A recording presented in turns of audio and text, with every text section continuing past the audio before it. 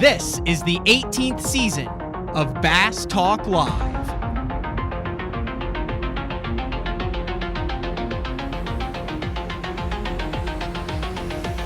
With your host, Matt Pangrath.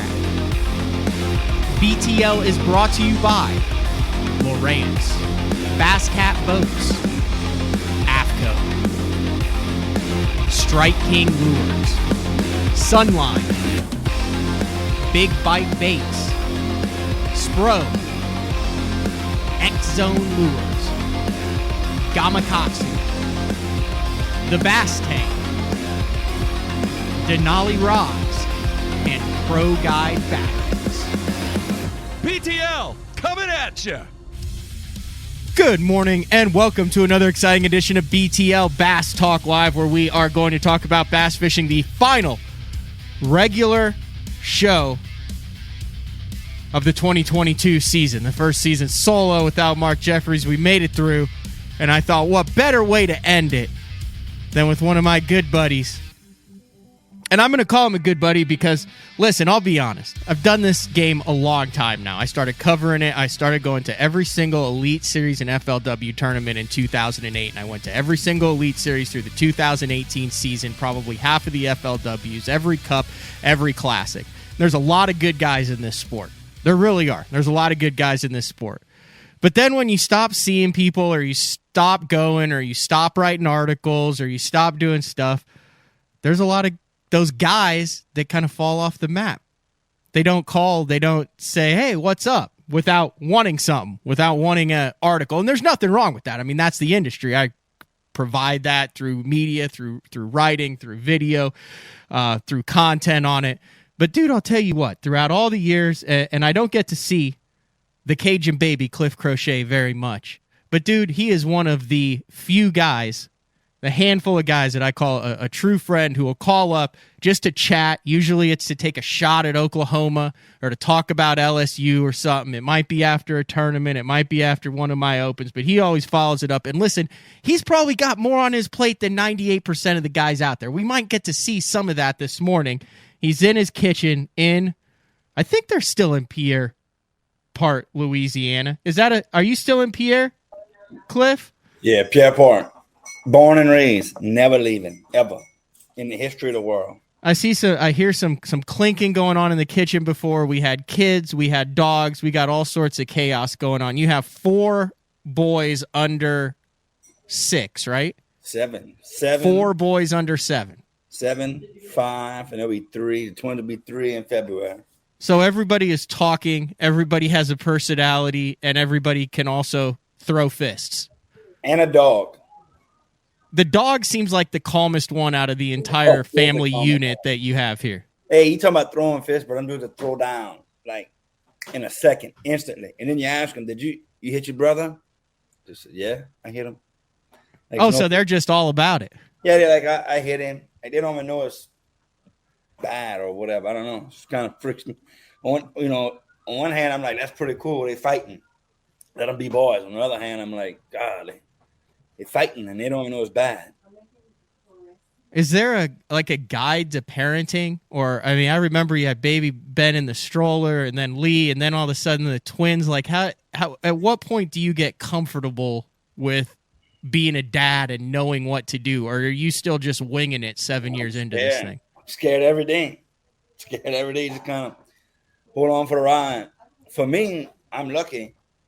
I'm married to the best woman on earth. Sarah's a beast. Sarah wins every day. So I just kind of follow her lead and just kind of hope to survive. Bro. I just try to make it to sleep. If I can make it to sleep every night, we good.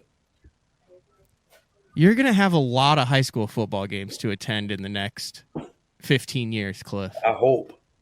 Because you'll have 2. Ben and Lee they'll be on the same team, right? Well, Ben and Lee are 2 years apart, so Ben and Lee will play together, and then Lee and the twins will play together. Oh, so Lee's going to get to play with all of his brothers. Yeah, so let me tell you a cool story. I got some friends right down the road, and they got 4 boys, same age difference as my boys. And with twins, the same thing. 2 years apart, and then they got twins 2.5 years apart. How did that happen? I don't know. And Holly and Brad got twins too. But anyway, Jordan and Janelle, they're twin boys, Brooks and Bryce. They play football, and they set records for passing. One's a quarterback, one's a receiver. They set records for passing and receiving and that kind of stuff. So, brother connection, and I hope my twins play ball like those twins. Was Sarah athletic? I know she's probably in the kitchen doing breakfast now, so be careful what you say here. But I'm just curious, is there like – because I know you were a really good football player. I tried to be a good football player, and Sarah was a volleyball player. Sarah played for the legendary St. Fusil, Assumption High School Mustang volleyball team. Legendary in the state of Louisiana. Like so they've got some athletic genes. What was that? They've got some athletic genes then. Yeah. Hopefully they kind of athletic. Hopefully they got a little heart and can play. Well, I think athletic. if you're a member of the Crochet family growing up, I mean, we'll get into that in today's show, but I think those kids, that the heart, drive, and no quit is going to be ingrained into all four of them. Yeah. Let me brag a little bit. So Ben, I don't want to be that dude. Everybody hates to talk to that dude, but I'm gonna tell you it's a straight fact. Ben started playing football this year for the Baylor Fools Raiders, same program I played for as a kid. The league's like 38 years old. The league's probably over 40 years old, I think.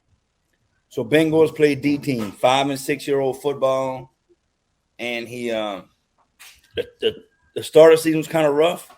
He gets nervous, wasn't quite sure what was going on, and anyway, he pushes through, starts having fun, becomes a starting quarterback. They went 8-1, won the Super Bowl. He threw like 8 touchdown passes. I mean, I'm really not that parent that goes overboard, but go Raiders. That's my parents were too. Big photos of my hockey stuff all over. That is totally acceptable and understandable. So are they throwing the ball at that age, or is it all option like handoff running stuff? Well, it's like how many complete passes? Like, are there attempted passes during the game? Yeah, he probably throws 4 or 5 passes a game.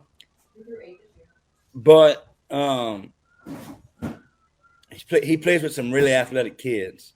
So they would run like a tight end pop pass 4 yards down the field, and the kid would catch it and take it to the house. Stat pattern. 50 yards. Yeah, that's a 54-yard completion. Correct. Or they would run it where the wing back would just turn and catch it and house it. So let me tell you, that's how the story goes. So Ben played with a kid, and the kid's uncle. The kid's uncle is Kai Priang. But you don't know the name right now. You'll hear it in Baton Rouge next year. Kai Priang signed with LSU to play football. He's like a 4-star recruit. Well, Ben was playing with his little nephew. So, and Duda and them was rocking people, and Steven. It was pretty fun. Go Raiders. So is Ben like a big Joe Burrow fan then, since he's a QB in Louisiana growing up, or who's Patrick Mahomes? He's a Mahomes guy. Patrick Mahomes and Justin Jefferson. Really? Yeah. Just the Mahomes, just because he likes watching him on Sundays. YouTube. Oh. Lee, who's your favorite football player? Who's your favorite? Boy. Lee's a Tyreek Hill fan. Really? Yeah. That's small and fast then. Yeah, I guess he likes the Dolphins. I would imagine in Louisiana they're not giving out participation trophies to every single team like they are in other parts of the country. Like I think you got to earn it, right? If you win the Super Bowl down there. I mean, there are winners and losers in Pierre Part football land. Well, yeah, we try to keep it traditional with winners and losers. Try not to give out participation trophies. Got to keep them involved, but yeah, you got to work for the trophies. Yeah. What's the toughest part about being a dad? The toughest part about me being a dad? Yeah. We'll stick with the sports thing, is being quiet. Because I'm like, I like to coach football, junior high football and stuff. But before the season started, I made a deal with myself that I wouldn't coach Ben. I wouldn't tell Ben nothing. So I send him on the field for practice in the game, and I just be quiet. The only thing I tell him is 3 things. You got to do 3 things: have fun, hustle, and listen to your coach. And that's the only thing I tell him. I don't tell him nothing about stance. I try not to tell him nothing about nothing. I just watch. Have you had all 4 of them in the blazer yet at the same time? I have. What is that like? Yeah. Had all 4 on a boat before. Yeah, it's pretty. It gets kind of crowded, and because the little ones, what happens? The big ones get up on the deck, and they start swinging rods like crazy, and then the little ones stay in the bottom of the boat, eating snacks, climbing on Sarah, touching buttons, and it's what I tell you. What I have learned is you got to go with the flow. Don't try to stop it. Just go with the flow. And no matter what, like whether you're fishing or just playing, you just don't make. Sarah, you want to come do? Sarah's coming on the interview with me. Sarah could hop on the interview. Sarah, you coming? No, not today. No, she says not today. But yeah, like you go fishing, or if like prime example, we like to go to basketball games, right? Go to a basketball game, go to a concession stand, get $20 worth of snacks, sit them on the bench, and as long as they're not cursing at nobody or pulling nobody's hair, we good. I told Matt Lee, I said, things must be going good at the Crochet household because the last 3 times I've talked to Cliff, no one's been bitten. Yeah, it's getting better. Nobody got bit. Oh yeah. There was a small period of time there where that seemed to be the go-to move. Yeah, that was that's like the 2-year-old move. Yeah. That's like the 1.5 and a 2-year-old move where they start biting people. That's their first weapon they learn about. I guess that's fair. I found some gold on the internet. So this is a 2010 Bassmaster article. It's updated as of 2015, I think, 2016, because you had just made your 3rd classic. But it's 20 questions with Cliff Crochet. This was old. I remember doing that interview. This was old. But I was wondering if I could ask some of those same questions, see if you remember what you said there and if that's changed. Yeah, go ahead. First of all, look, I can share the screen here. This is kind of cool. There you are with your lovely bride. That's Sarah pre-children, right? That's at a classic banquet. What year is that? It would have had to have been right after you'd made your 3rd classic. So Pregnant 15, 16? Yeah. So that's like February and March. Ben was born in September. Okay. Yeah. So that was right before the craziness had started. Yeah. Yeah, we were clueless. Clueless. Yeah, totally clueless. Totally clueless. Let's ask some of these questions here. First of all, like you literally were a Cajun baby. Where did that nickname actually come from? I don't think I've ever asked you that because I'm just gonna share some of these. There you are as the Cajun. How about that? That Cajun baby comes from Palaca, Florida. 2009 Southern Open. Fished the St. John's River. That was the first tournament I got a check in. I fished opens in 07, 08. No, I was in let me see, that was 08, 2008. 07, 08, 09, I fished opens. 08, I'm in Palaca. I get a check, finish like 24th, so I'm feeling like $1 million, pumped up, about to make the classic, you know. Yep. I mean, I was miles and miles and miles from where I wanted to be. But anyway, I get a check. I'm feeling good. Life is good. And I go get a hamburger down at the weigh-in. And I asked the woman, I told her I wanted a hamburger and French fries and a Coke. And she said, where you from? You must be from Louisiana. I'm like, how you figure that out? You know, I guess I talk funny. I get it. So that was part of it. And then during that weigh-in, they talked about Big Show was there, and they talked about the Elite Series superstars, KVD and Ike and Ish and all these nicknames and call signs. So no big deal. So I'm get on the road going home, and I got a check for $2,500. I'm all excited. Got a check. I'm about to hit the big time, and I'm like, man, I'm gonna come up with a name like those dudes got. That way, when I make it, I'll be, I got something to Yeah. call sign.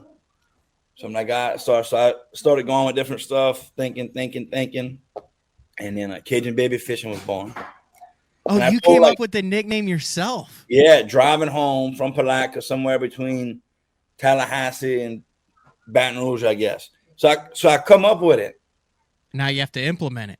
Well, I can't use it yet because I'm fishing opens and it's not quite time. It's just not. So I tell 2 or 3 of my buddies about it.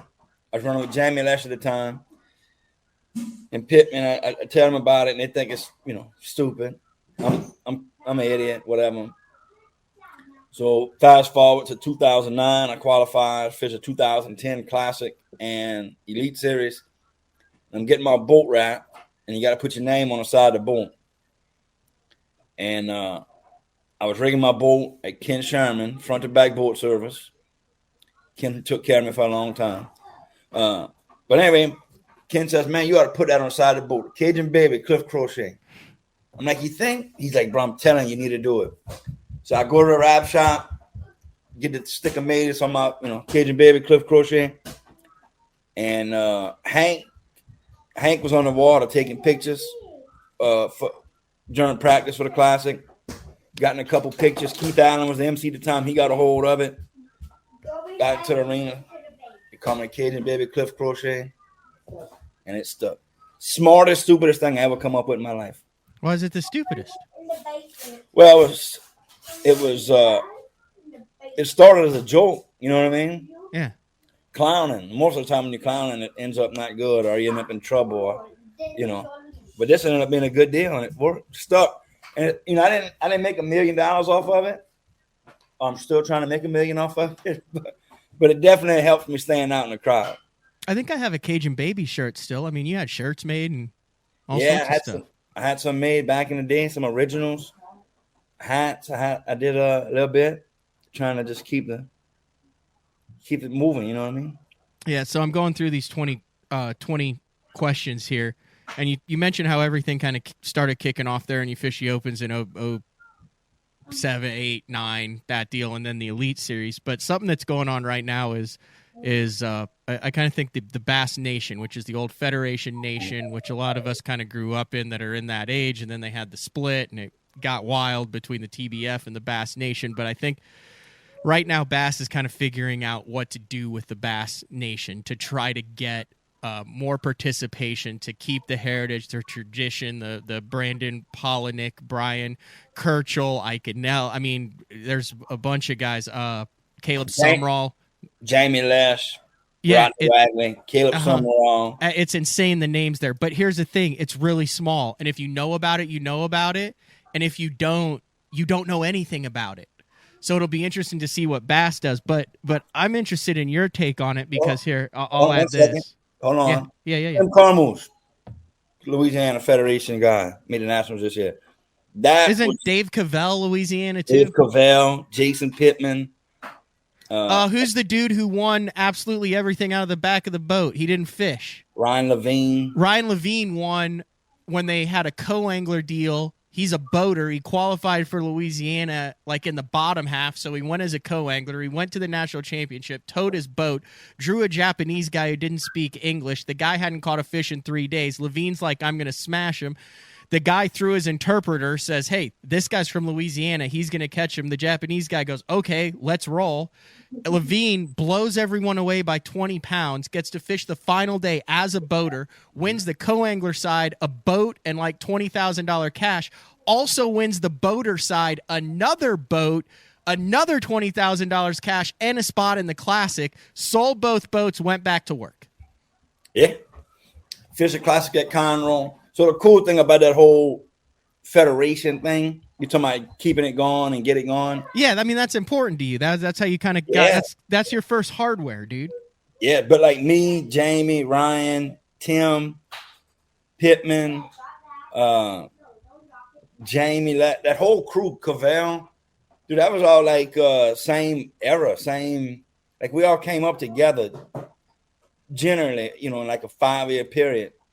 And them dudes, we all made the Classic. I think it's pretty cool. Yeah, you still talk to all those guys? Yeah. Mm-hmm. But that picture you got right there is totally awesome. I love it. That's back in the day. That's 2006. Look, you got the Falcon patch sewn on. Yeah, that's March 2006. No, that's Wow. that was at that point. So on that team was go back in time a little bit. You're talking about Cole Garrett and James Kennedy, who had both made the classic through the Federation. Okay, that's how I know the James Kennedy name. And James fished the elites for a couple years. Yep. So those dudes were on that team. So at that point in Louisiana, fishing that time, that was that was Van Dam and Iconelli and Skeet and that those dudes were on that level in the Federation. That's how we viewed them. Yeah. And I beat those guys and won that Angler of the Year in Louisiana Federation, and that was high. That was the best, bro. So to win at that Angler of the Year, to win Angler of the Year in the Federation was like nothing else mattered. I could have quit fishing at that time, and it was awesome. Like were you in high school though? No, I was 20, 22, 20, Okay. 22. That tournament right there was I was at an interesting time. Personally, I needed that win big time, man. That was big. You think you're here if you don't win that Federation tournament? Yeah, I think so. You think you still make it, just different path? Well, that gave me a touch of success. But so here, this is a personal story. Side note, you ready? So that was March. That was March of 06, right? September of 05, I worked search and rescue Hurricane Katrina in New Orleans, which was a lot. And then March of 06, I watched my buddy get killed at work. So September was a big deal. Early March was a very big deal. And then 3 weeks later, I win that Angler of the Year title, and it kind of gave me a little bit of peace moving forward. Something positive happening. Something positive, something to get back on track, and so yeah. So that deal was a big deal, like personally. But do I think I'm still here even without that? Yeah, I think so. I mean, it's pretty well documented that you were in law enforcement from the time you were, what, 18, 19? 18, yeah. 18. But I didn't know that you had done search and rescue for Katrina. Yeah, we did like 7 days with the sheriff's office. And I didn't see nothing like, it was, dude, yeah, it was pretty intense. When you see a city flooded and people sitting on rooftops and, when you pick up cops from a building and you're like, what's up? Wait, what's the deal? And they're like, we don't know. Just bring us to dry land.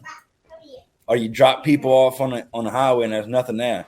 Dude, I went to, we went pick up some people. We had a bus on the interstate, and then there was an overpass. They was coming over the overpass and they had a ladder to climb down. And I was on the interstate doing a deal. Look at baby Ben. What's up, Ben? Congrats on a great football season. Saw your picture, 8-1, quarterback, spinning it, champions. Your dad was bragging on you. Go Raiders. But we was doing that deal on the interstate, and dude, they had like 8 helicopters. I could see at one time. They had like 2 on the ground, had 2 staging over there, and they had 1 over there. I'm like, oh my God, this is intense. It was something to see. Wow. And were you like in an aluminum boat, or was it one of those inflatable rafts? Nah, we was in like bay boats and stuff. Like full on boats. Yeah, like boats, like running down the highway. Wow, that's something that'll stick with you. Yeah, and on Interstate 610, when you come down 10, you jump on 610, coming through Baton Rouge. There's a Louisiana dental school, and that's where we was picking up NOPD from.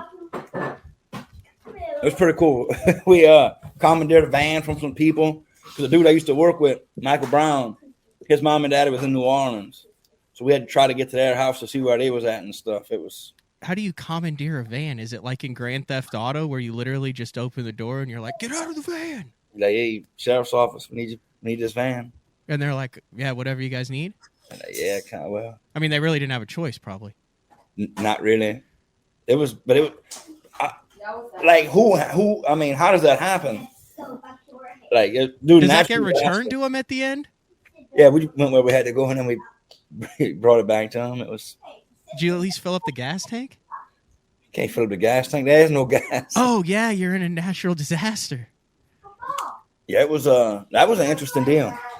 Is there a different Cliff Crochet? I mean, you are known for life is good, positive energy, fun loving, but you know, during the law enforcement time and that, I mean, is there a different kind of level that you engage, or do you approach it all kind of with the positive? You know what I mean, though? Like, yeah, So sometimes things, you know,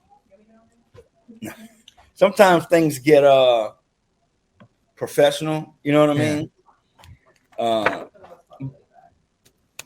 But for the most part, the life is good. Sarah's one comment away from being on the show, whether she likes it or not. I'm gonna make her come in here. You have to scoot the seat over. Yeah, she's coming. She has one more comment. I'm gonna turn it over to her. But the life is good, good attitude.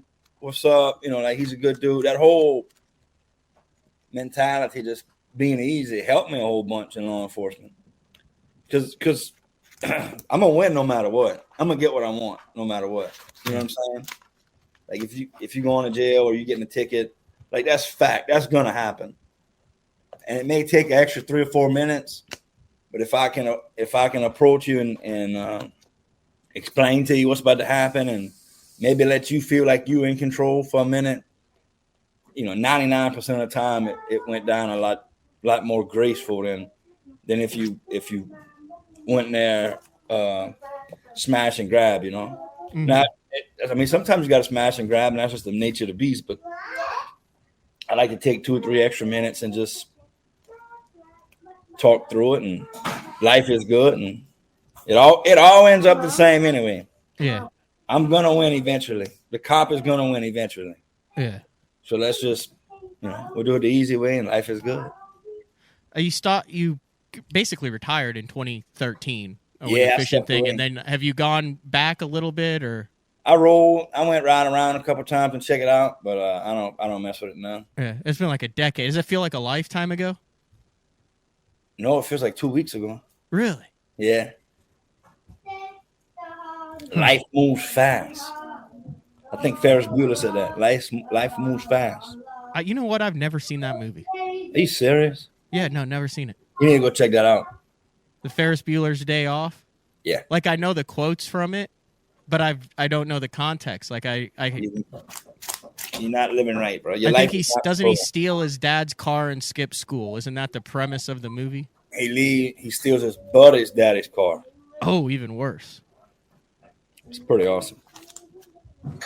Here's one of the questions here. I'm curious if this has changed your answer. The question was, what is the best advice you've received in your career and the hardest lesson you've learned? You know what you said? No. You said, my daddy taught me about how important it is to hustle, give 100%, set goals, and stay focused. Fact. The hardest, still you still stand by that 10 years after that original interview. Yeah. The hardest lesson. What do you think you said there? Probably business side of it. No, you said it's easy to make excuses when things are tough, and it's easy to keep going when things are going well. But you need to push forward when things are challenging, and that's a difficult lesson to learn. You just got to keep your chin down and make the next cast. That's true. Yeah, just keep grinding. That's true. Then this is a real important question. How important is a manly beard? I've learned to understand the power of a beard is tremendous. It's great, except when you put the wrong guard on it, and it almost shave it off. You have. I think I could. You said I'm a grown man, and when I do grow it out, my beard makes me happy. It does. I've been having it for a while now. For the most part, I like it. All right. What did you think back then? Your greatest weakness as a professional angler was Offshore. What is your greatest weakness as a professional angler now? Offshore. All right, that's still the same. What do you think? This is an interesting one. So remind you, this is an original 2010 interview, updated after you'd made 3 classics. So you've got some mixed answers in here. What do you think we could improve on as a sport? Sure, I don't know. You said, I think tournament fishing gets pushed too much. I love tournament fishing, and I know a lot of anglers do, but it overshadows the guys who just like to be on the water. There's nothing wrong with that approach. I think as the industry, we could work harder to promote that guy and his style, because that's where we all came from. Yeah, that's true. Yeah, I still agree with that, because, and check this out, and we've had this conversation before, me and you. So now high school fishing is a big deal. Yep. And we pushing people, and I think that's great. High school fishing is a big deal. I know it saves kids and it gives kids an opportunity to compete in tournaments. And we pushing our sport. I get it. I love it. But we got to make sure that we send the right message that it's cool just to be a fisherman. Cat fisherman, bass fisherman, Sunday fisherman, just be a fisherman. I really agree with that. Yeah, I still believe that. That's good stuff. All right, we're going to take our first break of the show. When we come back, we're going to dive into that tournament side. I got some of Cliff's stats. I want to talk about a little bit of the past and what he has learned going forward into the 2023 season. It's Cliff and QB1. QB1. Ben, you want to hit that gritty farm? Ben's a gritty fan. That's your go-to move, huh? The gritty. Yeah, we got a gritty on the first touchdown, and we got to work on, I wasn't excited about the gritty too much. But I watched the little documentary story on how that came about. It's like an NFL player's friend who started it, and then he did it, and then it took off. Yep. Justin Jefferson's buddy did it, and then it blew up. Well, yeah, of course you know that. That's got some LSU connections. Jamar Chase did it. Yeah, Jamar Chase did it too. They all did it. Has Mahomes done it yet? Tyreek Hill did it. Tyreek Hill? He did the gritty. Yeah, actually once he did it. In the locker room. Yeah. Does Lee know the gritty too? No, not as No, you're still working on it. What do you got on your head? Elf hat. Oh, wow. Which one's that? My name's Chippy. No. Wow, you've got a lot going on. All right. BTL on a Wednesday. We'll be back with the starting lineup of the Crochet family right after this. Introducing HDS Pro. Watch fish reacting to your lure live with Active Target 2. Get game-changing clarity in the megahertz range with the new Active Imaging HD sonar. Find the richest fishing spots with C-Maps charts. Take full control of your boat with the ultimate fishing system. HDS Pro. The more you see, the more you catch. The new Puma STS has been redesigned from the ground up. With the angler, design, function, and performance in mind, nothing on this new offering was compromised, and the only thing carried over from the previous version is the name. Based on the Soft Touch series hull that started with the flagship Jaguar, this new model is nimble and performs incredibly well at all speeds with either a 250 or 300 horsepower engine. Featuring a new 96-inch wide-body footprint, this hull measures out at 20 foot 7 inches in length. Industry-leading design coupled with tournament-winning performance. The Puma STS from Basscat. Feel the rush.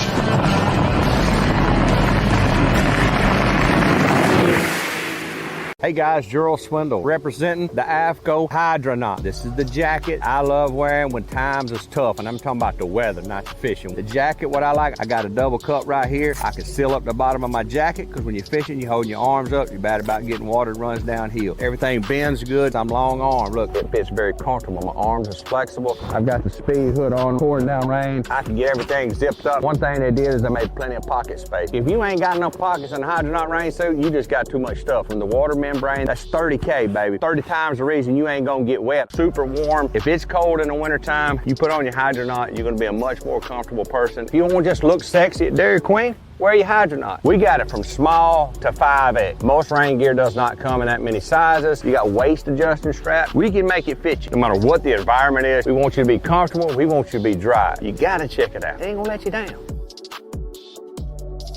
The KVD 100 jerkbait.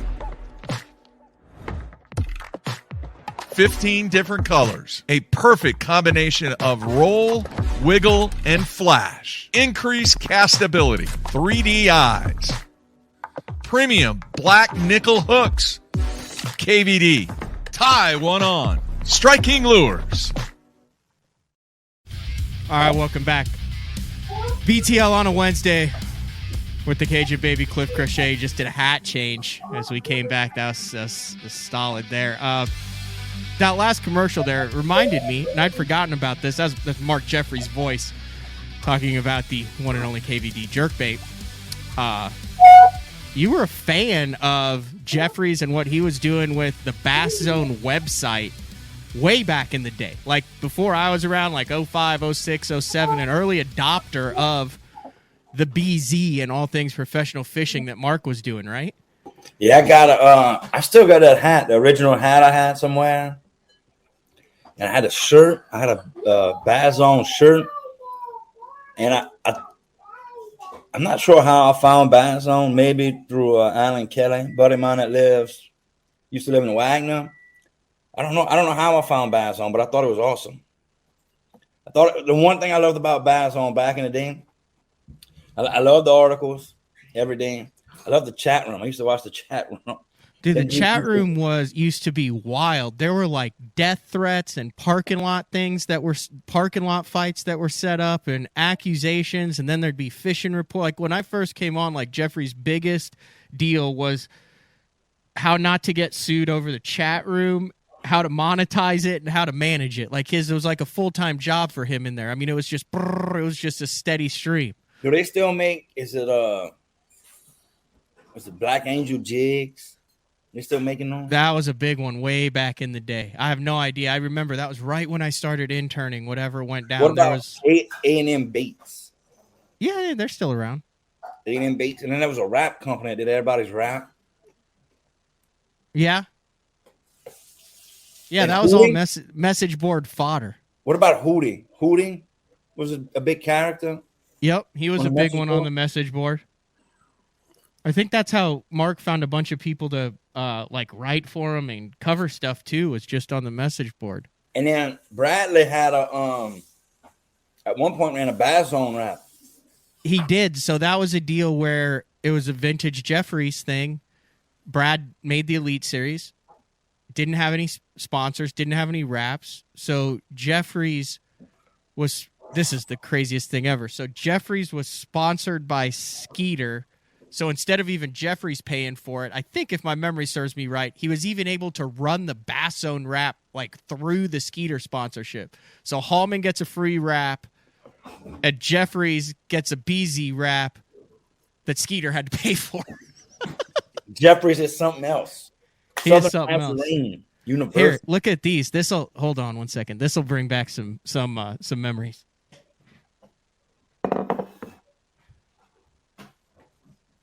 So these are the vintage.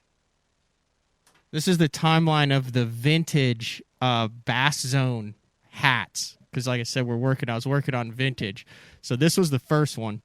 The purple with the yellow Z Smith Action Optics. Yellow underbill. Not ideal for sight fishing. No. And then... Oh, Vikings.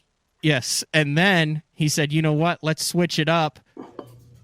Fitted. Bass Zone on the back, yellow, purple Z. Black one. So this is everyone talks. Yeah. I think that's up there. I'll get that one. With So a green then, match on the back, I think. then he combined the two. So then you have the baseball style with the yellow Z, the purple bill, and that's when he came up with the net effect on bass fishing. It's almost like an LSU hat right there. It kind of looks LSU-ish. Now I'm assuming this one might be the one that you have. I still got that hat. This would have been like 07, I want to say. Yeah, see if you can find it. It might be in the bag. Is it that one right there? Yeah. Yeah, that's the silver. Then we're completely gone with the. Thank goodness we're completely gone with the purple and yellow. Not that there's anything wrong with that. I just meant for the fishing website. I like. Don't send hate mail if you're a LSU fan or a Vikings fan. But then that was when the tagline changed to "It's all about being there." Yes. So it went from the net effect on bass fishing to "It's all about being there." And then there was this weird period where Jeffries got obsessed with lions. About 6 or 7, probably 7 or 8 years ago. Do you remember that? No. So now we're transferring from Bass Zone to BTL. And so our first BTL hat, and there's not very many of these in existence. So it says BTL there.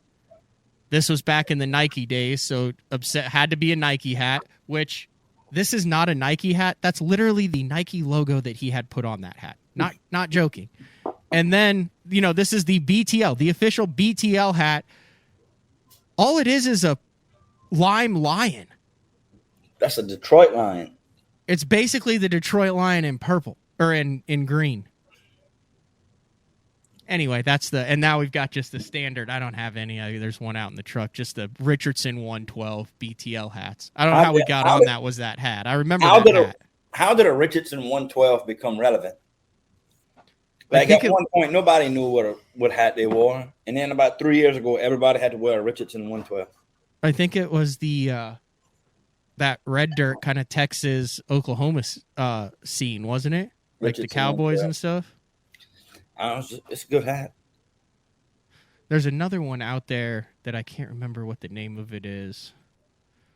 Not a Who Daddy. That's a Jean LaRue soft plastic. But it's not a Hui. It's a Yupong. Yupong. It fits amazing.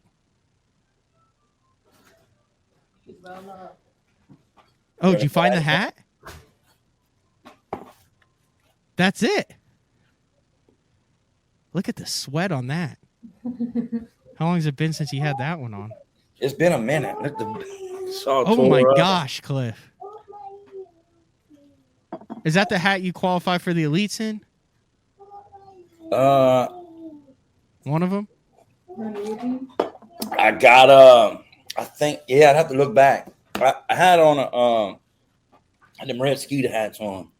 Okay. When I qualified, but there is a picture of me digging in a rod box at Rayburn, 2009 Central Open. I might have a Bass on hat on. I don't know. Very nice. Hey, what are your thoughts on forward-facing sonar? Have you gotten into that? I mean, you just made an Instagram post. This is how I know you're either evolving or lying. One of the two. Those are only two options, because you made a post where you're like, hey, really looking forward to this sinking jerkbait. And I was like, that would require open water unless you're flipping it around Cyprus, and then it sinks and it does it. Or B, you've expanded your repertoire a little bit. I'm trying to stay true to my roots, but you gotta look at stuff. You gotta check it out. You gotta I'm not going to try to redo whatever and like change how I fish, but I got enough sense to know that I got to peek at it a little bit, so I try to learn it in case I get a chance to use it. So yeah, I mean, I'm not, going crazy and spending days on the water learning it, but I do try to take some time. Because one, I've spent years and years and years doing one thing, Right. Got a lot invested in how I like to fish, and I've had some success doing it. It's gonna take more time. It's gonna take a lot of time to learn it, and I do want to look into it. You know what I mean? But the more and more people that go out and look for these fish, they're getting off the bank. So the bank is opening up a little bit. So I hope everybody gets a forward facing sonar, 2 of them, and get off the bank, and y'all go look for fish in the middle.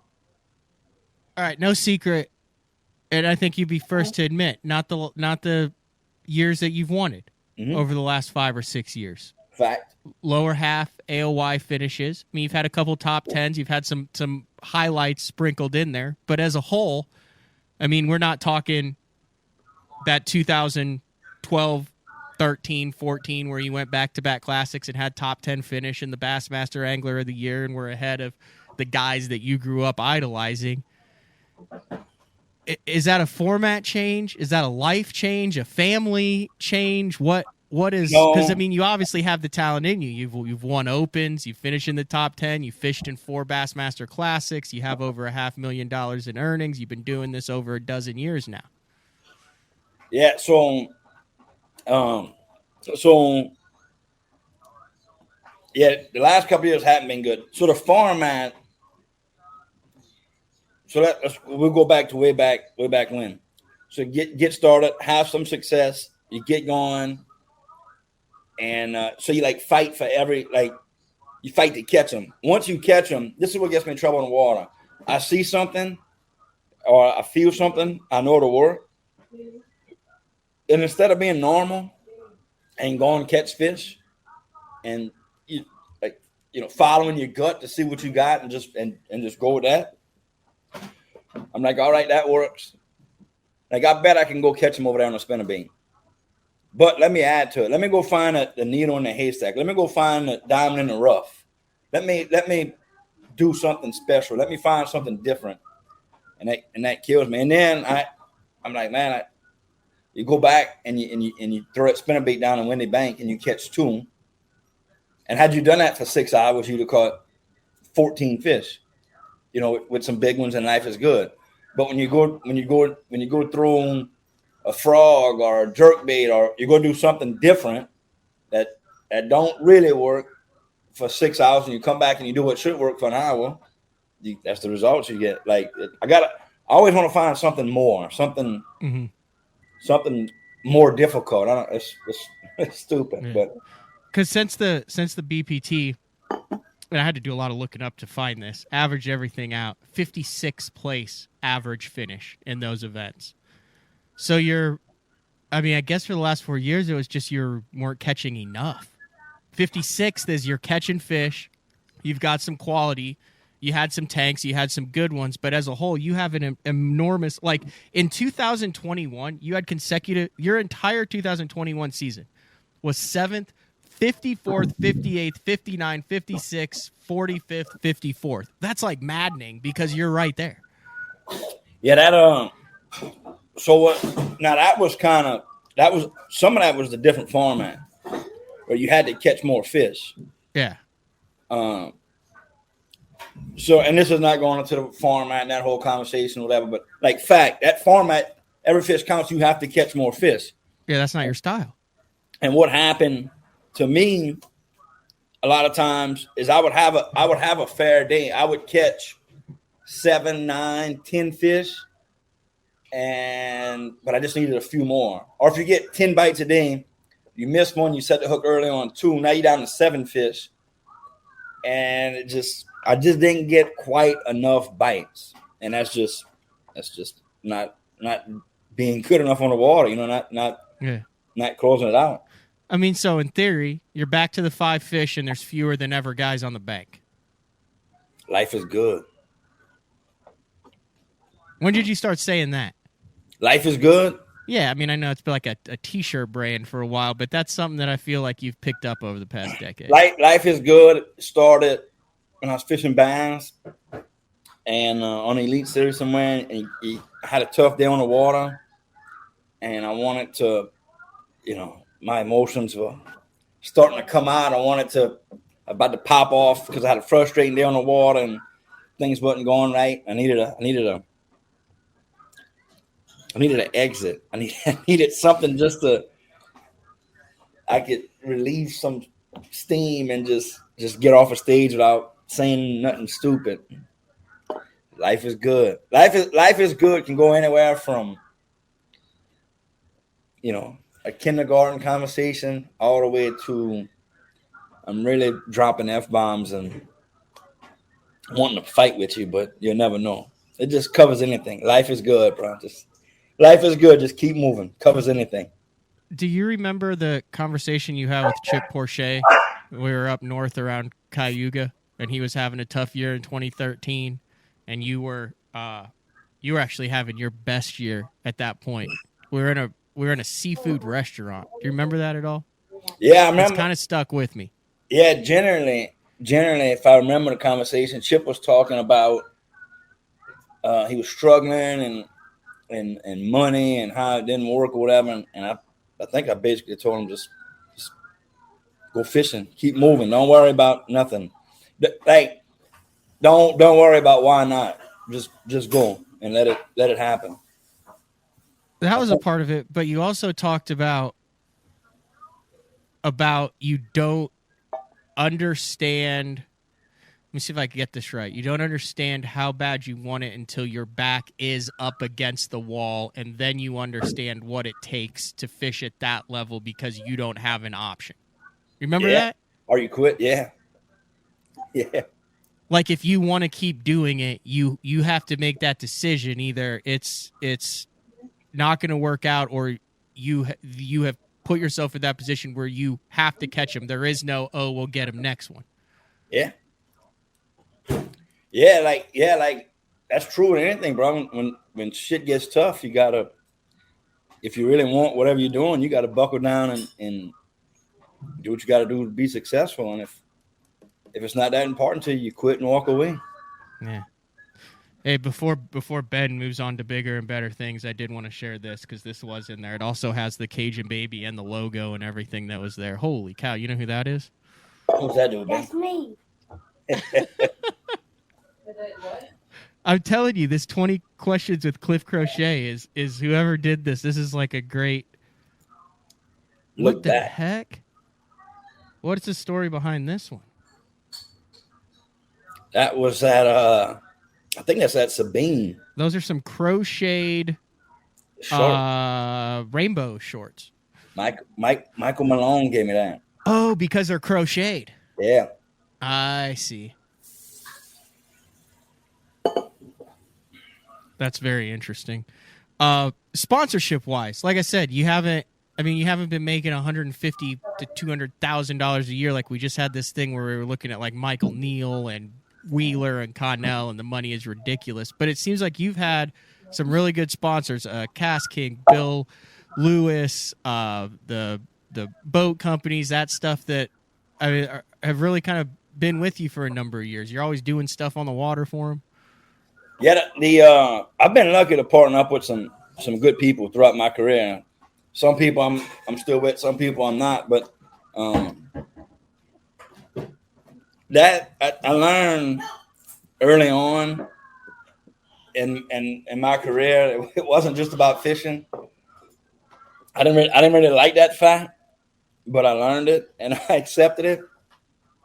And I also learned that, it's hard for anybody to make enough money just straight fishing to survive. Yeah. So the sponsorship game and the working with people just worked out. I think it's fun. Like some people, for me, I enjoy talking to people about boats and fishing tips and techniques, and I just like hanging out. So really, the sponsorship deal is fun. Now, sometimes getting sponsors, I don't like selling. I don't like. It's hard to go to a company and sell what you do and who you are.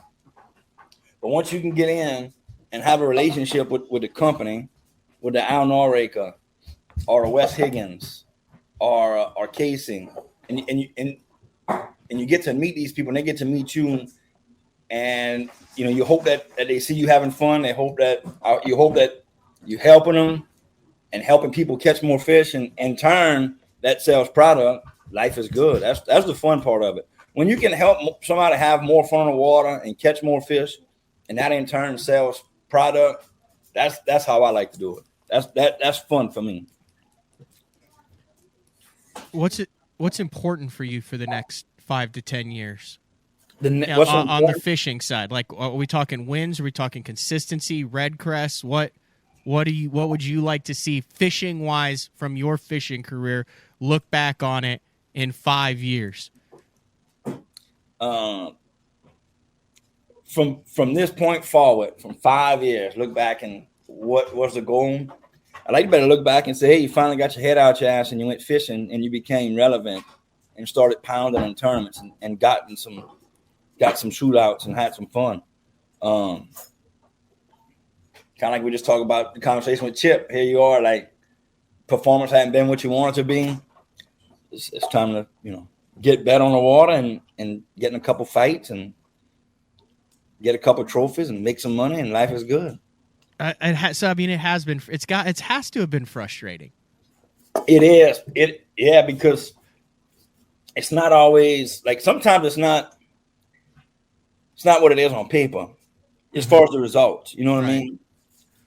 And it's frustrating because you put time and emotion and you come up with this plan that you think is good. And sometimes it's a really good plan. It just didn't work out, whether it's missed fish or broken line or fish jumps or whatever. But the plan was good.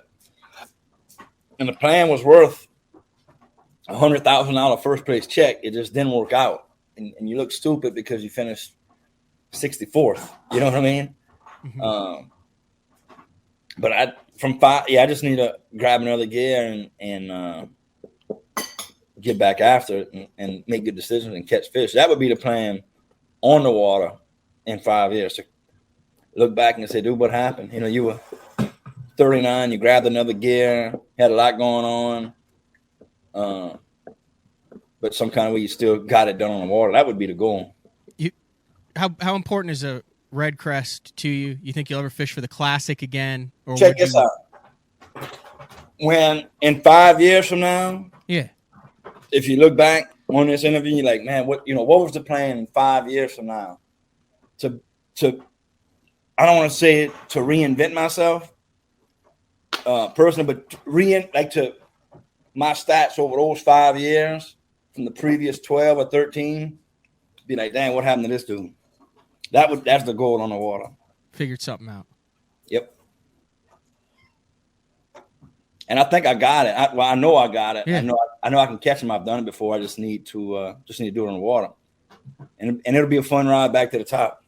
It seems like there's a lot of South Louisiana guys who are exceptionally talented on the water. On the water. Mm-hmm.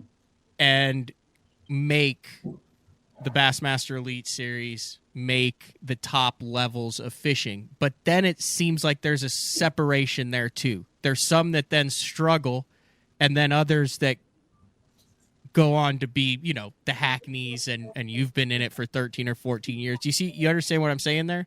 What do you think that is? The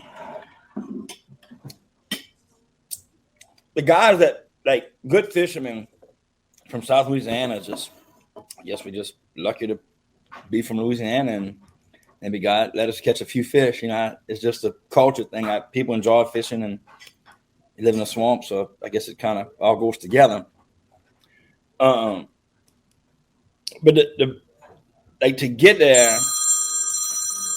Now the morning's really starting. We got breakfast, we got phone calls, we got people walking around. Let's see what's going on right here.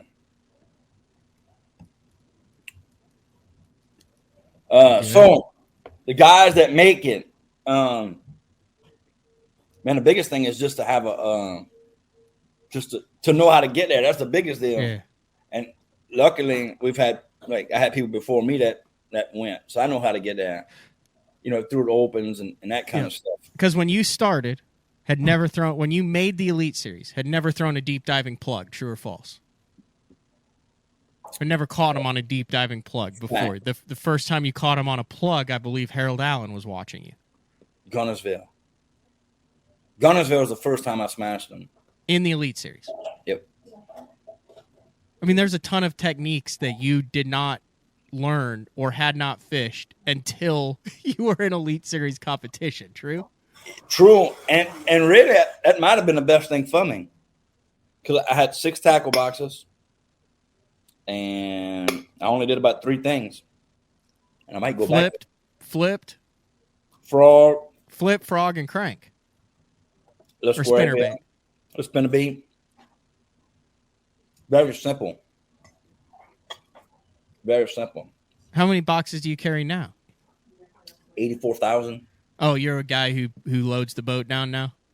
Yeah, I'm maybe I need this, maybe I need that, maybe I need this. I'll post a picture this year. No more than, so in a Blazer we got 2 boxes. You got a center box and you got a front big box.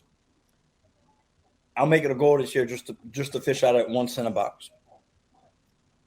Because Dean still carries like 6 boxes. Now he's great and he's got some in the truck and he'll like swap them out. But like him, and I think Casey Ashley's pretty simplistic like that. There's a number of those guys that are just literally, you can just take all the boxes out of their boat and that's the only thing that's in their boat tackle wise. And that might become, that kind of what gets me in trouble. Go throw a spinnerbait right here. Man, they might buy the jerk bait over here. They might do this, they might do that. If you ain't got it, you can't do it. But then sometimes you feel like you run into the deal where you're not trying enough. You're not doing enough to catch them. Right. Clay's saying you smashed him on a Demiki rig in one derby? Mm-mm. No? Well, I did. At Cherokee that year, it was the Mickey Derby. Yeah. First time you'd ever thrown it, Elite Series tournament? Didn't throw it at all. I caught him cranking up the river. Led the first day. And then that's right. And then the front passed through, and kept throwing a crankbait, didn't back down, and ended up finishing like 43rd in that tournament. Something. Was Mullins up there with you? I was there. Thorpe was there. There was a couple of us. Tristy was up there. Who do you think the best guy's going right now is? We just did the BTL MVP awards with Brad Hallman, and we kind of narrowed it down. Like if you had to pick the best guys going in the world right now. Currently in the world best going. Fisherman in the world. Currently. Right now. December 14th, 2022. Jacob Wheeler. Okay. Jacob Wheeler, no doubt. Jacob's on another level right now. Brandon's really good. But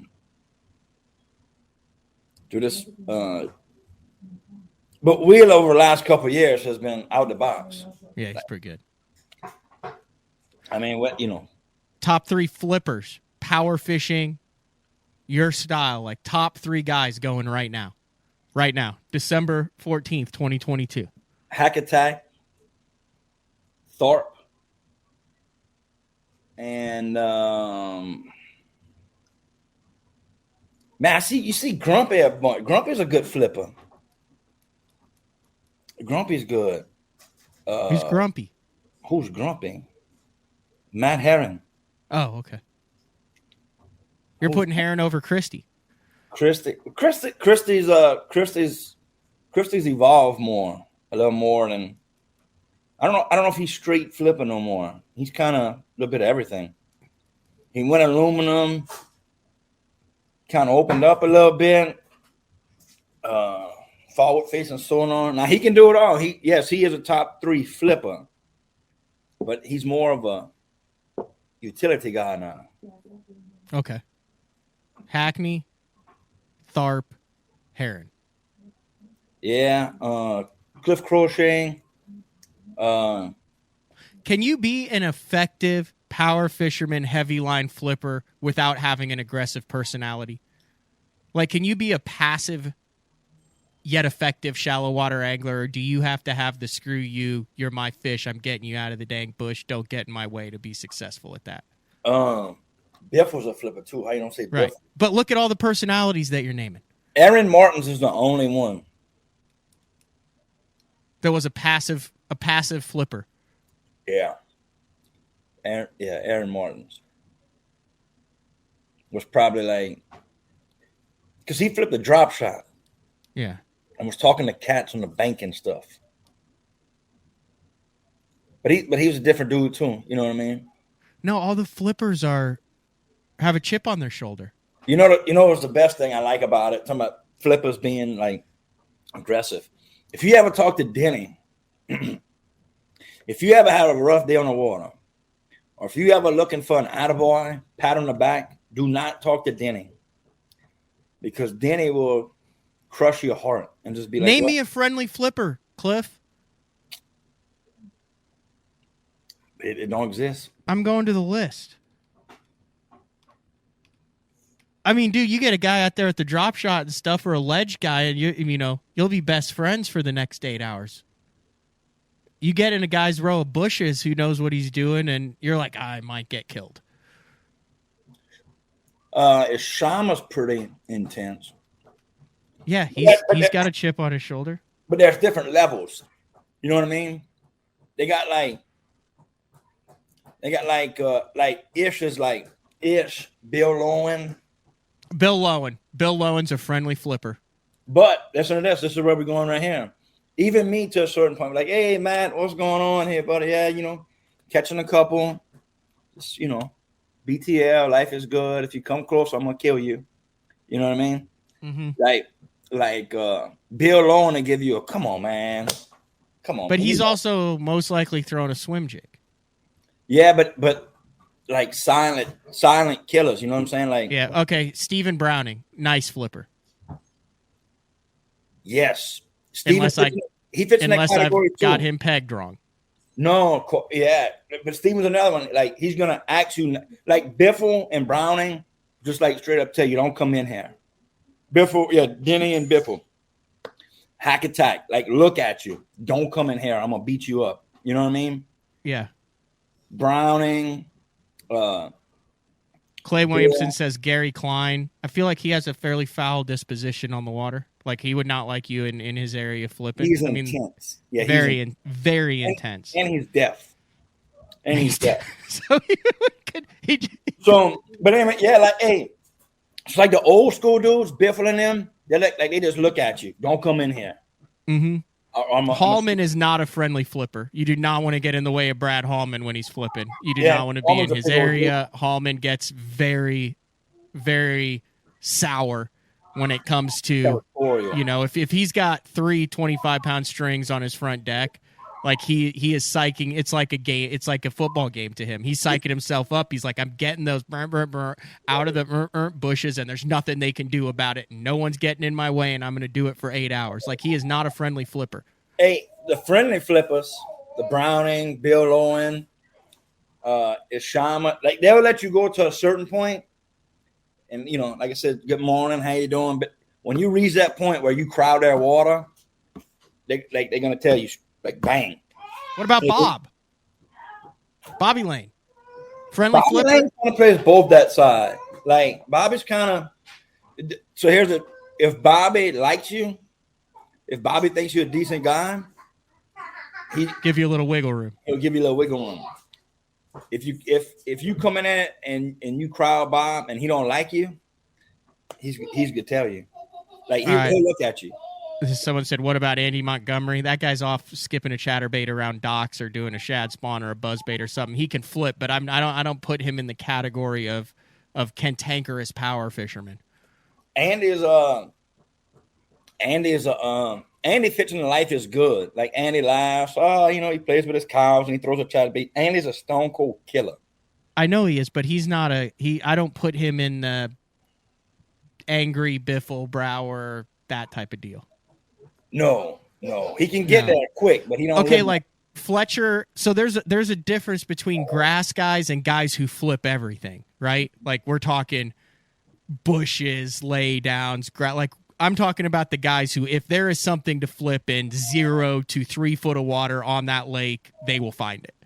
Yeah. All right, so we've been through that list. We've got, so far, I think Stephen Browning leads the way as the friendliest flipper. Yeah, Stephen you on board with that? Even though he throws a chatterbait now. Yeah, I agree with that. All right, let's go over to the Elite series. This is a good one. John Cox. John Cox is the friendliest flipper of all time. Yeah. Dude, the guy's always like, he's like the Santa Claus of flippers. He's just up there catching big uns and having a good time. You ever seen John Cox get sideways with someone up in 2 or 3 foot of water, and that's where he lives? No. I don't think John Cox is a utility guy too. No, John Cox is up shallow, man. If there's something to flip. Up shallow and flipping, but he's also a wacky worm dude. Yeah. He's not a straight power fishing. Yeah, okay. I'd still put him in that category, though. I think he fits in that category. He's on the kind of the fringe of it, but I still think he fits. He is a very, very. He might be the most highest ranking utility shallow water guy. Yeah, Drew Cook. I think he can get pretty foul. I'm not saying this is a bad. I'm just saying, like, guys, you fishing wise, more often than not, if they're planning on big string and shallow, they're going to wake up on the wrong side of the bed. Yeah.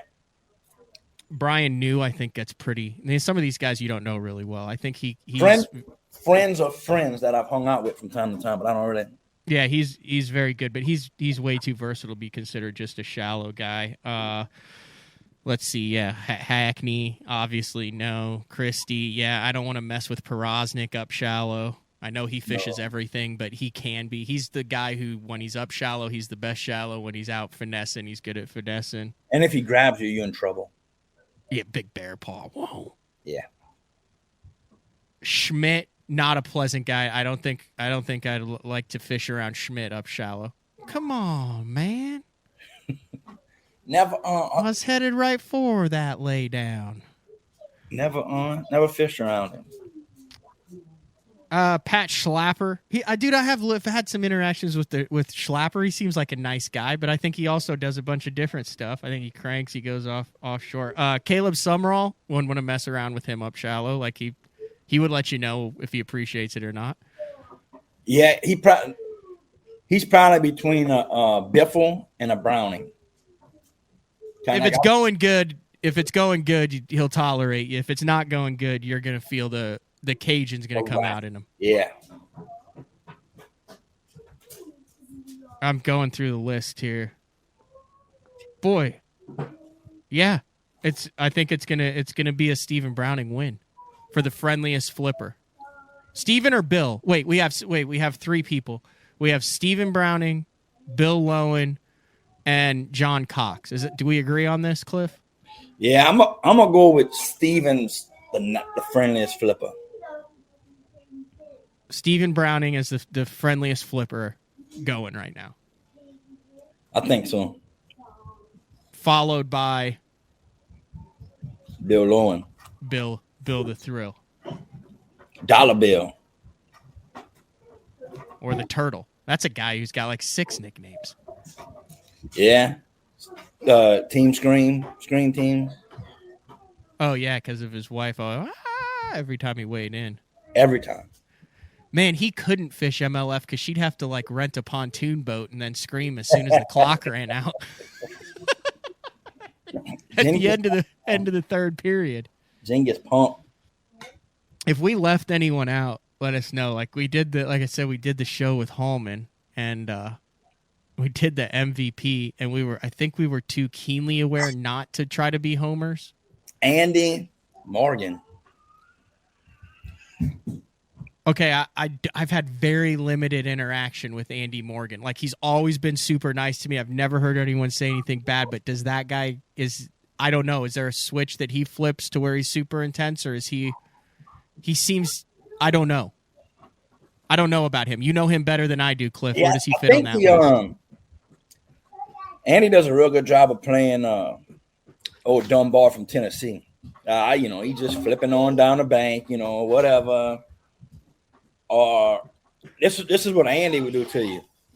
You come in on Andy, you come by Andy, and you think, man, I'm in a good area because I'm by Andy Morgan. Andy will switch gears and say, hey, you can have it, because he got another stretch he's going to right down the lane. That's even better. Make you second guess it. Yes. Is he in the list too?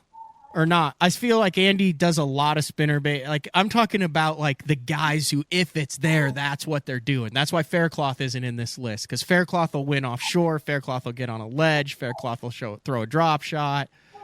Most underrated flipper conversation. Fletcher Shryock. Get out of here. Fletcher, I'm telling you. Fletcher's a flipper, bro. I mean, I know he does good in Florida, but he knows his way around the flipping stick. For sure. For sure. I'm going Brown. Friendliest flipper. Wasn't planning on going there, but I'll take it. What are we eating for breakfast? It looks like it's green. Cinnamon rolls. Green Christmas cinnamon rolls. Let me show you the full story. So, you could just do cinnamon rolls, or my wife gets up, makes a Christmas tree. It's supposed to be a Christmas tree. It was a Christmas tree. Is that called like pull apart sticky bread or something? Like monkey bread. She said it's like monkey bread. Okay, yeah. You add butter and cinnamon.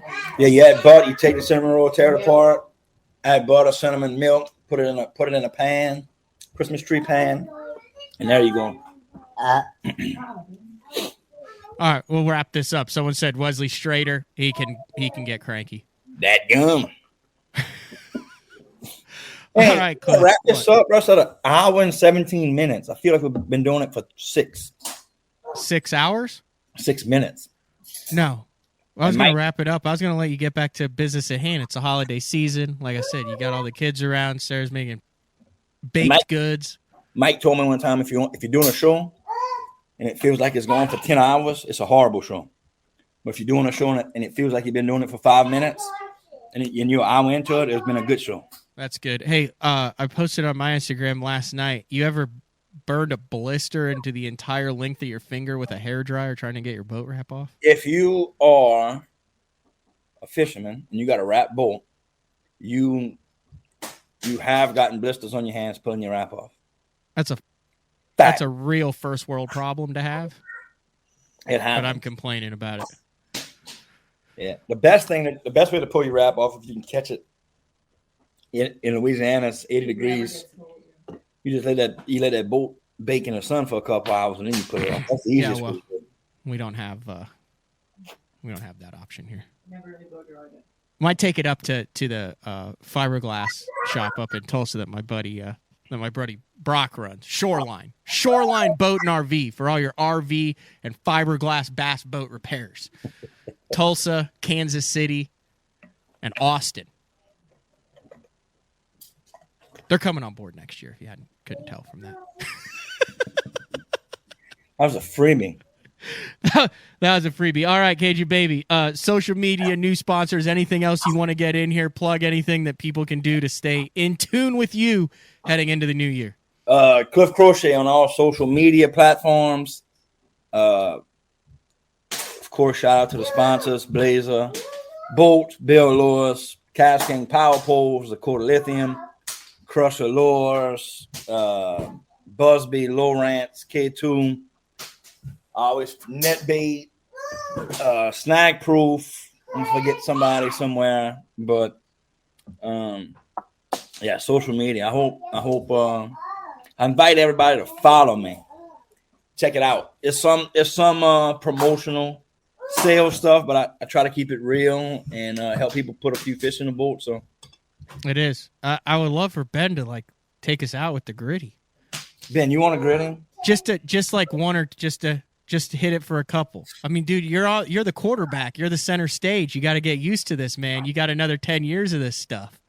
I don't think we're getting the gritty this morning. Okay. Well, like I said, I appreciate it. Like Neil said, he said, thank you for inviting us into your home and visiting with your family. Couldn't agree more, Cliff.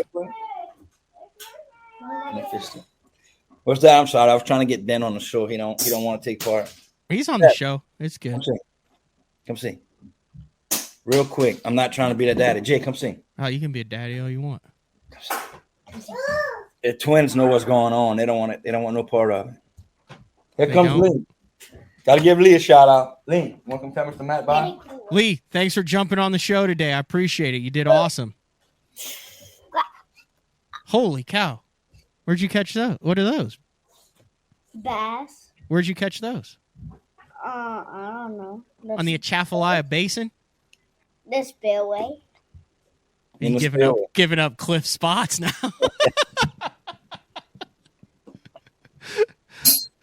Look at this. Life is good, bro.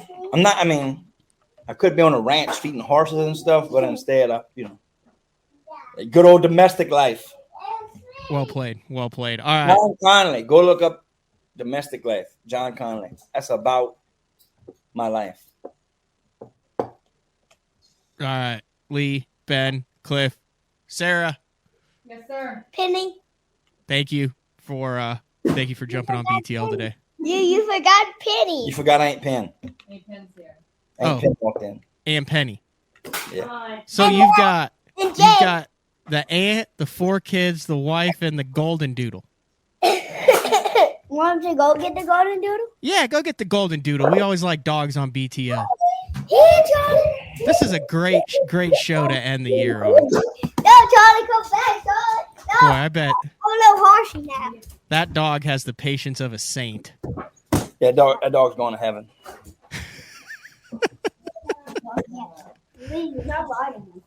All right, guys. Cliff, have a good morning. I'll talk at you later. We'll get into some college football talk. Have a good one. Thanks for having me. All right, see you. All right, that was none other than the Cajun baby, Cliff Crochet.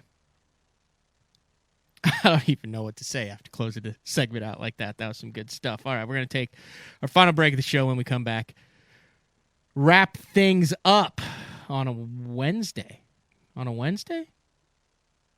Yeah, Wednesday, December 14th. BTL, we'll be back right after. Vibrating jigs are a great choice for any time of year, and the Kamikaze Swim-On is a perfect match for any vibrating jig. 2 sizes and the unique tail design gives it a bait fish profile and a great swimming action for realism. There are 17 colors. See them all at bigbitebaits.com.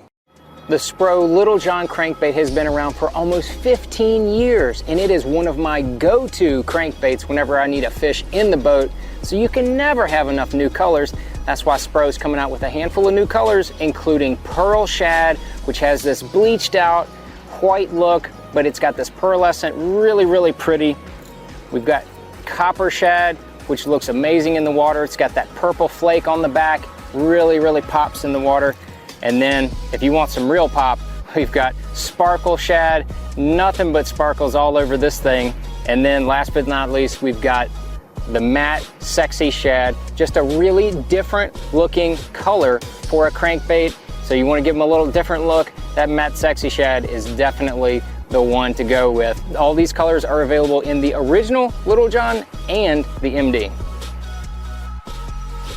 Combining one of the most popular hook styles with Gamakatsu's beefier Superline offering, the Gamakatsu Superline Offset Round Bend delivers the strength necessary to target big fish in heavy cover. Well suited for braided line and heavier fluorocarbon, the Gamakatsu Superline Offset Round Bend is built using stronger Superline wire that allows anglers to easily fish a finesse worm around heavy cover. The round bend offers a larger bite area, perfect for any worm presentation, while increasing your hookup ratios. The newly enhanced Z-bend holds your plastics on the hook longer, reducing the number of pull-offs and reducing damage to plastics. Available in 2/0, 3/0, 4/0, and 5/0, this is the most durable worm hook, designed for heavier lines that hold your bait on longer. Preparation is key to success. And that preparation starts well before you ever hit the water. You're only as strong as your connection to the fish, and your line is that critical connection. Confidence in your line every minute of every day on the water is a necessity, and failure, it's not an option. Sunline makes the fluorocarbon, nylon, and braided lines to give you the strength to guarantee your confidence. Have you considered purchasing new electronics for your rig? The type of mounts you choose to protect your investment should be part of the decision-making process. No matter if you prefer 1, 2, or 3 graphs up front, Beatdown Outdoors has a solution for you. Adjustable, versatile, rigid, and made in the USA. What's your ultimate electronic setup? Check out the full selection of Beatdown Outdoors products by visiting beatdownoutdoors.com. All right, we're back. So I got a text literally a minute and a half ago, and it was none other than the man Bradley Hallman. I was like, don't finish this. I'll be there in a minute. Who was driving past the studio, decided to jump in on the last show. Like I said, you could tell the screen is just a tad. I guess I'll work with it. I spent a lot of time trying to get that thing. I'm taking so you can see the piping there, like the cage. The cage is going in the new studio, Bradley. I've always liked the cage. I've always liked the piping, the cage. Hey, there we go. Now we're up. It is up. It is none other than Elite Series Pro Bradley Hallman. So I was driving, and I was like, almost near. I was actually thinking I was starving. I was wondering if Matt's done yet with the show so we could go eat. And you had Crochet on, and I was like, oh, Cliff. And then I was like, oh, my God, I'm going to make it. And then y'all kept dragging it out with the kids. And so I was like, make this last. I'll be there in a second. I thought you were talking about the show. And I can't eat afterwards because I have to take the boat. Oh, that's right. You got to go to Tulsa. Look, is that a legit blister? That's a legit blister from one end to the other. With a hairdryer? With a hairdryer. And I didn't even it wasn't like one... it wasn't like one deal where I did it and then I was like, oh, I burned my finger. It was like I was pulling the wrap off, and, I was using it there, so it's an extended period of time. Wow. Yeah, not good. I can't believe you got a hairdryer that's that badass. Dude, I've got a heat gun is what I use to heat mine up with, but you have to be really careful. You'll smoke the carpet. Yeah, well, I didn't have the wrap on the inside to get near the carpet, so it worked out perfect. Not even on the inside of the gun wall? No. Cool. Good deal. The guy who did it did a really good job, but I got, 2/3 of it off. Now I have to take it up to the bass tank, have him take the electronics off. Then I'll take it over to Shoreline, have him do the rest of the wrap inside, and then take it up to Bass Cat, Mountain Home, Arkansas, before Christmas. I said first world problems. Yeah. You're complaining about getting the wrap off of your high-end bass boat. Dude, it is. It's the worst job on the planet. We were talking about that yesterday when you were telling me you were doing it. I was like, wow, that'd be a good YouTube video. A lot of guys don't realize, every year taking that thing off is terrible. And then if you run one for 2 years, it's like it gets baked on there. And then it just comes off in pieces. I call it picking. When it all comes off in one sheet, that's cool. What you said yours did. But when it starts ripping and tearing and there's all these pieces. Okay, so immediately after talking with you, the boat wrap gods decided to do that because I was able to get the top cap off, but the whole side, because there's little cuts from running into stumps and fishing it. It is now coming off of it about 1.5 inches at a time. Yeah, it's not fun to do that. That's what my children are for. That's what I get them out there for. You make them do the boat wrap? Yeah, because my house looks like Cliff's. And yeah, I guess you kind of have the same thing, except you have girls and older. Boys, and they're a little bit more spread out. Yeah, and they're older now, so I get them out there in the garage, and I'll have everything, on a nice warm day. If you can get it out in the sun, it's not bad, but that's never when you end up needing to do it. It's always right now. Could you imagine having 4 caged, active boys right there at Pier Park under the age of 7? 7, 5, and 3, and the 3-year-olds are twins. Yeah. Yeah, that's a lot to handle. Whenever I first met him, that's what I was thinking about when I was watching that. When he first came on the Elite Series, his rookie year was probably somewhere around, I'm guessing here, 2007, 8, or 9. When did we go back out to California? 9? 15? Well, we went in 7, and I think we went back in 9. So let's just guess it's about that 2009. Yeah, 9 or 10. The one that John Cruz won. Yeah, and him and Keith Poche both were rookies at the same time, and they were young, and both of them out of Louisiana, so they were running together, rooming together, and they were wild men, but not married, single bachelors. And then to see him now, I'm like, yeah. Now you're feeling some of my pain, brother. So when I started fishing with Cliff, like I said, he's a legit friend. We started getting along, but there would be these off weeks on the road, and I was single and in my 20s too, and he would be like, Matt, he called me Matty Ice because of Matt Ryan, and he'd say, Matty Ice, you want to fish these days? It would just go to random fisheries, and it was cool because that's when Cliff was learning all of this new stuff. Mm-hmm. It was literally frogging punching, Right. flipping, grass, Right. Chaffalite Right. Basin, Yeah. like barrette, you know. Yeah. He was not versatile at all. Like, prided himself in lack of versatility on the water. Well, there's nothing wrong with that. He had some good derbies doing that for sure. Yeah, and continue to. Yeah. Riding his strengths early on is what I was talking about. Early on. Hey, while we're making lists that tick people off, did you hear the list that Cliff and I made? No. The friendliest flippers. I pointed out that it seems like the guys, and we're not talking just and the guys who occasionally fish shallow. We're talking about guys who, if it exists, a shallow bite in 0 to 3, they're doing the 25-pound string, 4 rods, and that's what they're doing. We're talking the Greg Hackneys, that type of stuff. The friendliest flippers. So it's got to start with Sam Rayburn guy, right? Well, it started as all flippers had the best, the top, all have a chip on their shoulder and are not pleasant to be around. Okay. And you were on that list. Someone said, well, Brad seems nice. And I was like, no, you don't want to be around him when he's flipping. Like, you get a chip on your shoulder. You start, I mean. Todd Faircloth's who I was thinking would win the friendliest flipper contest. Literally come in from a tournament that you were flipping in and ask everybody you knew who a boat was in the open and what wrap it was, because that idiot had the audacity to find the same fish you did, and he was really screwing with your pattern, and you wanted him out of there. Yeah, that happens. That happens. You get very territorial in 6 inches of water. Very territorial. So flippers, we all do. So I said, hey, is there such a thing as a successful passive flipper? Faircloth. No, he does too much stuff. But he is a powerhouse flipping. I know, but I'm talking about the guys who are always up there. You'll see Faircloth do a bunch of different stuff. I'm talking. Think about it: Brower, Biffle, Tharp, you, Heron. That's who he named. I mean, dude, you could go through the list of old school. Everyone has a chip on their shoulder.